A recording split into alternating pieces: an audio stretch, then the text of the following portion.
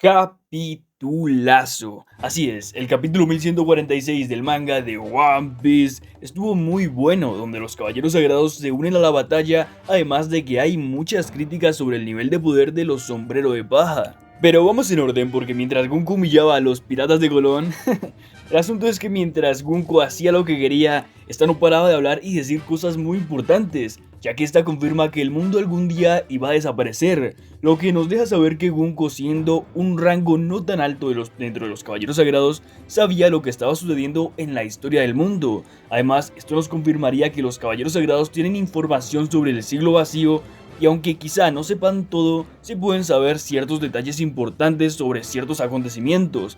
Además, como si fuera poco, también podríamos pensar que los caballeros sagrados, al igual que Gorosei, conocen sobre la existencia de In-sama.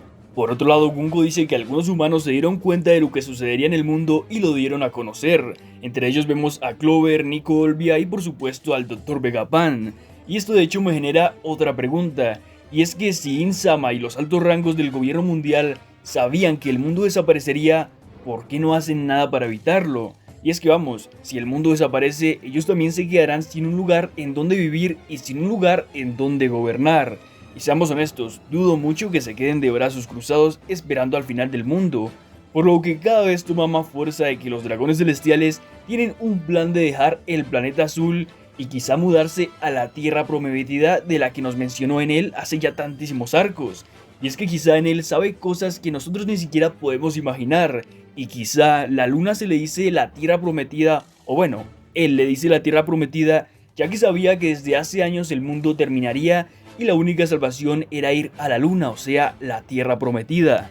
Esta fue una pequeña mini teoría que creo que de hecho ya se ha hablado cosas similares sobre eso. De hecho, en el canal ya he hablado sobre que el gobierno y los altos mandos pueden huir a la luna, pero que vamos, cada vez parece más real.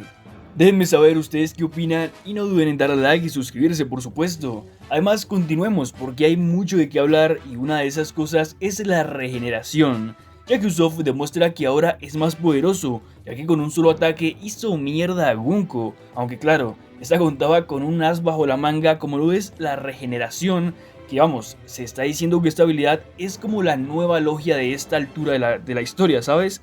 Ya que para cuando los sombreros de paja se enfrentaron a Kizaru en Shao-D, nadie podía hacerle absolutamente nada, ni siquiera Luffy, y no fue hasta que apareció Rayleigh para ayudarlos y enseñarle después a Luffy el uso del Haki para poder contrarrestar esta habilidad. De hecho, ahora en el buff tenemos un paralelismo más que increíble, ya que nadie, ni siquiera Luffy, sabe cómo hacerle daño a los personajes que poseen esta habilidad, como ya sucedió en Red Head con el Gorosei. Pero claro, ahora tenemos un detalle importante, alguien que lo puede cambiar todo, y ese es Gavan. Gavan podría enseñarle a Luffy a contrarrestar esta habilidad, así como lo hizo Rayleigh con las logias en el pasado. Quizá algunos piensen que es una tontería, pero nada de eso, ya que Gavan ya se enfrentó a los caballeros sagrados en God Valley, por lo que puede haber conocido o aprendido la forma en la que se le puede hacer frente a este poder. Y ahora claro, será clave para ayudar a derrotar a Gunko y a los demás caballeros, y también ayudará a preparar a Luffy para cuando tenga que enfrentarse al Gorosei más adelante nuevamente, ya que recordemos que ellos también tienen este poder tan poderoso. Ahora continuamos analizando las palabras de Gunko, ya que esta dice que una gran guerra que involucrará a todo el mundo está a punto de comenzar y que los gigantes serán fundamentales, ya que el bando que ellos escojan cambiará drásticamente el rumbo de la guerra, por lo que el arco de Elbaf se perfila como una lucha por conseguir el mayor poder militar en el mundo de One Piece, o sea, los gigantes de Elbaf. Así que los escenarios son tal que así. Si el gobierno mundial logra secuestrar a los niños gigantes, los guerreros gigantes de Elbaf quedarían a su merced. No tendrían más remedio que obedecer su voluntad al estar siendo chantajeados o extorsionados por sus propios hijos, o no. No por sus propios hijos, sino con sus propios hijos. Ahora, si por el contrario la tripulación de los sombreros de paja logran frustrar el plan del gobierno mundial en Elbaf, los gigantes les estarán una vez más eternamente agradecidos. Y será aquí donde la tripulación ganaría la completa confianza y lealtad de la fuerza militar más poderosa del mundo. Por lo que esto nos confirma que Big Mom no mentía cuando dijo que se habría convertido en el rey pirata si hubiera tenido el apoyo de los gigantes. Claro, si el matrimonio político entre Lola y Loki se hubiera llevado a cabo, pero vamos, pobre Lola. Pero bueno, dicho en otras palabras, el arco del buff estará centrado en ganarse el apoyo de los gigantes de cara a la gran guerra final, por lo que si Luffy y los demás evitan el secuestro de los niños, ganarán, pero si por el contrario el gobierno secuestra a los niños, ellos ganarán. Ahora hablemos de un tema incómodo. Bueno, a ver, a mí me da un poco igual, yo no me lo tomo tan en serio, lo disfruto y ya está. El asunto es que yo amo One Piece, eso vamos, es innegable, me encanta, pero eso no significa, muchachos, que no diga las cosas que no me gustan o que realmente, vamos, hay cosas raras, ¿sabes? Ya que, muchachos, te los digo en serio, en la vida hay que tener personalidad y decir nuestras opiniones, vamos, sin tapujos, sin tonterías. El asunto es el siguiente, y es que el nivel de poder mostrado por los sombreros de paja en este capítulo frente a Gunko fue ciertamente lamentable.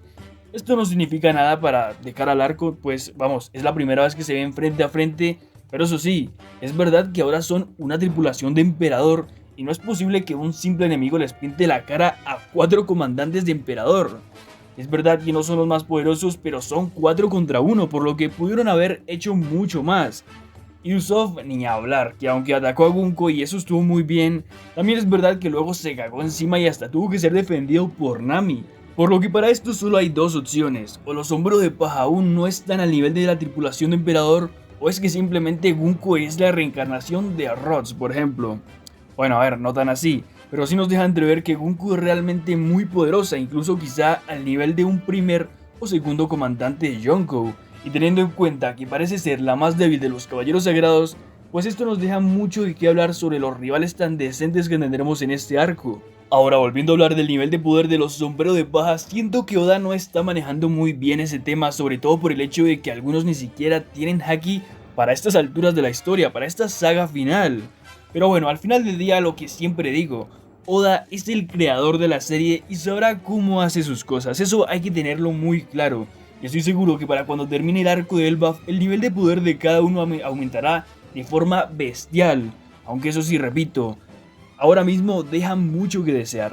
Aunque claro, una opción es que quizá Oda hizo esto de que Gunko les pintara la cara, pues para hacerla ver más poderosa. Es algo que se suele hacer, un recurso que se suele utilizar, aunque realmente no me gusta porque siento que le quita un poco de aura a los personajes pues principales básicamente, ¿no? Pero bueno, ya veremos qué sucede. Déjenme saber ustedes qué opinan de este tema que se ha estado debatiendo mucho en redes sociales. Yo les doy mi consejo, tómenselo con calma, disfruten la serie. No se peleen por tonterías, muchachos, hay que disfrutar esto. Muchas cosas no nos gustarán, es normal, pero tampoco hay que darse mala vida, ¿sabes?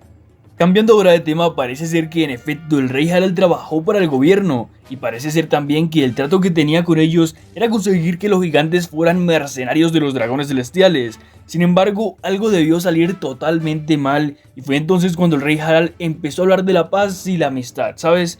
Y quizá el gobierno no le cumplió algún trato, alguna condición, y por eso en vez de hacerlos mercenarios los hizo pacíficos, y bueno, básicamente traicionó al gobierno. Esto es una pequeña conclusión basándonos en las palabras. Y bueno, a ver, sería una buena idea y te explicaría el por qué Summer dice que Harald lo arruinó todo.